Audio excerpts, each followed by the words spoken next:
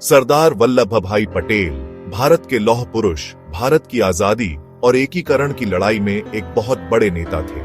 31 अक्टूबर 1877 को नडियाद, गुजरात में जन्मे पटेल का बचपन सादगी और मजबूत संस्कारों वाला था। अपनी जवानी में ही पटेल ने अद्भुत नेतृत्व गुण दिखाए, अपने साथी छात्रों को संगठित किया और अन्याय के खिलाफ आवाज उठाई।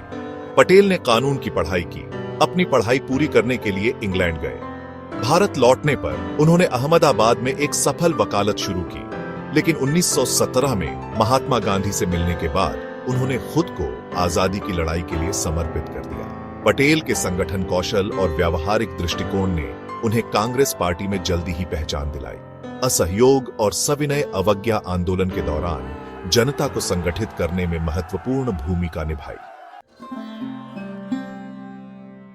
सरदार पटेल का नेतृत्व केवल जनता को संगठित करने तक ही सीमित नहीं था।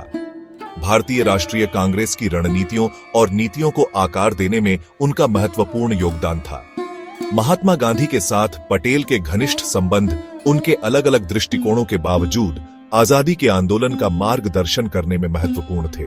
जहां गांधी अहिंसा पर जोर देते थे, वहीं पटेल रणनीतिक कार्रवाई और राजनीतिक चालबाजी की आवश्यकता को समझते थे।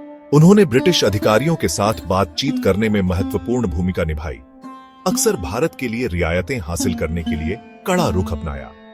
कांग्रेस पार्टी के भीतर एकता बनाए रखने की पटेल की क्षमता उनके सबसे महत्वपूर्ण योगदानों में से एक थी। इस महत्वपूर्ण अवधि के दौरान पार्टी को एकजुट रखने में उनकी राजनीतिज्ञता और एक स्वतंत्र भारत के प्रति अटूट प्रतिबद्धता महत्वपूर्ण थी। 1947 में भारत की आजादी के बाद सरदार पटेल के सामने 500 से ज्यादा रियासतों को नए बने राष्ट्र में मिलाने का कठिन काम था। पटेल समझते थे कि एक बिखरा हुआ भारत आंतरिक संघर्षों और बाहरी दबावों के प्रति संवेदनशील होगा। दृढ़ संकल्प और राजनीतिक कुशलता के साथ पटेल ने इन रियासतों के शासकों को भारत में विलय के लिए राजी किया। उन्होंने राजाओं को अपनी संप्रभुता छोड़ने के लिए मनाने के लिए कूटनीति, दृढ़ता और एक उचित सौदे के वादे का इस्तेमाल किया। पटेल के प्रयास काफी हद तक सफल रहे और कुछ ही वर्षों में उन्होंने अधिकांश रियासतों को भारतीय संघ में मिला लिया। रियासतों को एकीकृत करने में उनकी भूमिका ने उन्हें भारत के लौह पुरुष की उपाधि दिलाई और एक एकीकृत भारत के निर्माता के रूप में उनकी विरासत को मजबूत किया। भारत की आजादी और एकीकरण में अपनी महत्वपूर्ण भूमिका के अलावा सरदार पटेल ने एक व्यावहारिक नेता और किसानों और वंचितों के अधिकारों के प्रबल समर्थक के रूप में एक स्थायी विरासत छोड़ी। वह ग्रामीण विकास के महत्व को समझते थे और किसानों के जीवन को बेहतर बनाने के लिए अथक प्रयास करते थे। पटेल ने कई संस्थानों की स्थापना में महत्वपूर्ण भूमिका निभाई, जो आज भी भारत को आकार दे रहे हैं, जिनमें भारतीय प्रशासनिक सेवा और भारतीय पुलिस सेवा शामिल है। अपने अपार योगदान के बावजूद पटेल जीवन भर एक विनम्र और जमीनी नेता बने रहे। हमेशा राष्ट्र के हितों को सर्वोपरि रखा।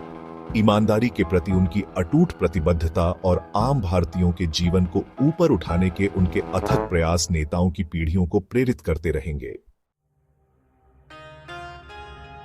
सरदार वल्लभ भाई पटेल का 15 दिसंबर 1950 को निधन हो गया। एक ऐसी विरासत छोड़कर जो आज भी भारत को आकार दे रही है। उनके अपार योगदान के सम्मान में दुनिया की सबसे ऊंची प्रतिमा स्टैचू ऑफ यूनिटी का उद्घाटन 2018 में उनके सम्मान में किया गया था।